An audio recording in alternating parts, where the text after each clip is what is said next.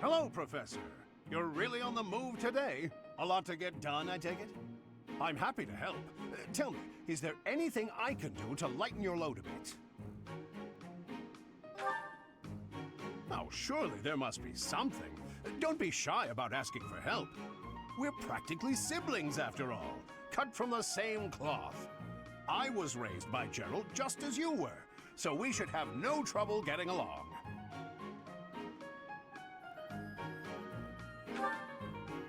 Huh? Did I not mention that? How thoughtless! What an embarrassing gaffe! My parents died when I was small, and I came to live in the monastery. It was an aimless existence, but sometimes a knight would pass by wearing magnificent armor. That knight was Gerald, and the first time he laid eyes on me, he made me his squire. What was he thinking, huh? No kidding. I don't think I'll ever fully understand his logic. Later, I heard that the squire preceding me had died of a terrible plague. I looked a bit like him and was about the same age, so Gerald thought me a suitable replacement. A little nutty, old Gerald, there's no doubt about that. Quite a character. All that was more than 30 years ago. How time flies. That's right. I wasn't even 15 years old. Well, Gerald hardly seems to have aged since then. In fact, over drinks he once told me, perhaps that's a story for another day. At any rate, that's Gerald for you. One of a kind. I don't think there's anyone else quite like him. Right. Well, now you've heard my whole story. I hope that you understand now why I feel such a strong sense of attachment to you. If you're ever in a bind, just give me a holler. I'll help however I can. Indeed, indeed. Well, I'll let you get back to it. But truly, if I can take anything off your plate, don't hesitate to let me know.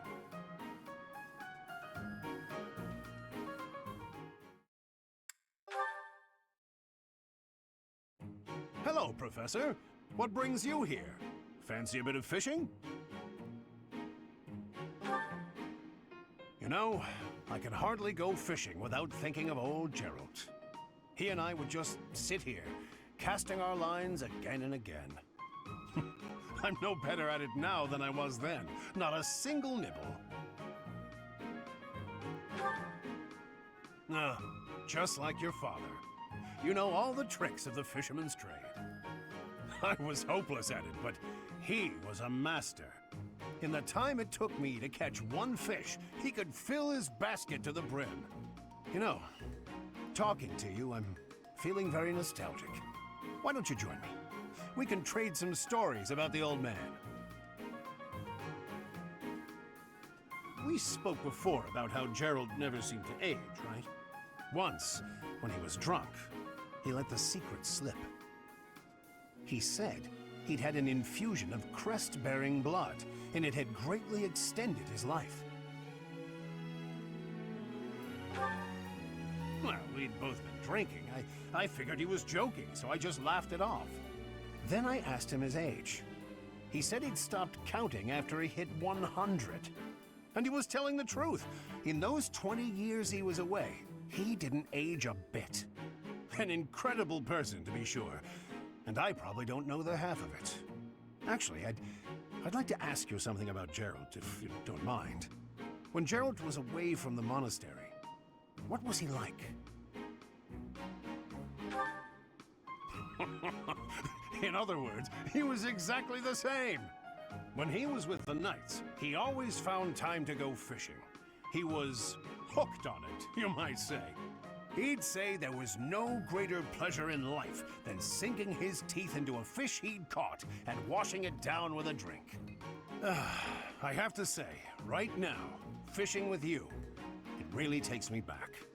This feels just like the good old days, when Gerald was sitting alongside me.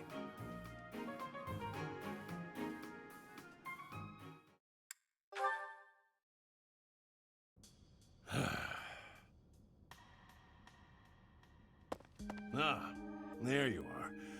Hello. Oh, yes. Apologies. I'm struggling with some unpleasant thoughts. Since the war began, I've ended so many lives. You and your students got your hands dirty as well. Nobody forced you all to join the fight, of course. You did so of your own volition. Still, there must be something very wrong with the world for it to make children into killers. That's true enough. We've all gotten older. Ah, listen to me. I'm sorry for being so glum.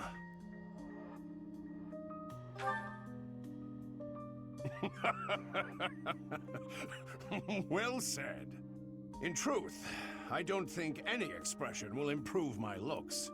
I'm a brute, no matter what face I pull.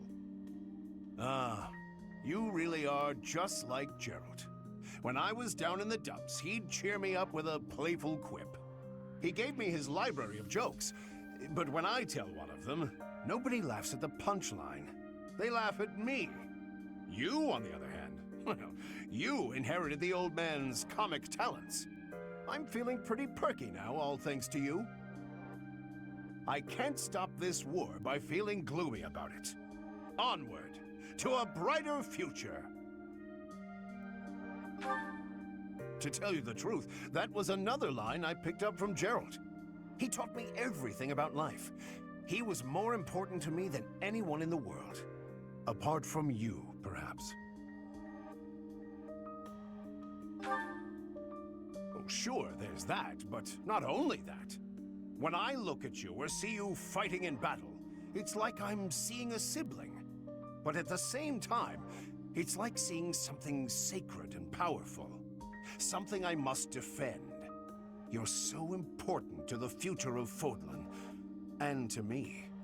I promise to continue protecting you with the strength of a knight and the love of a big brother.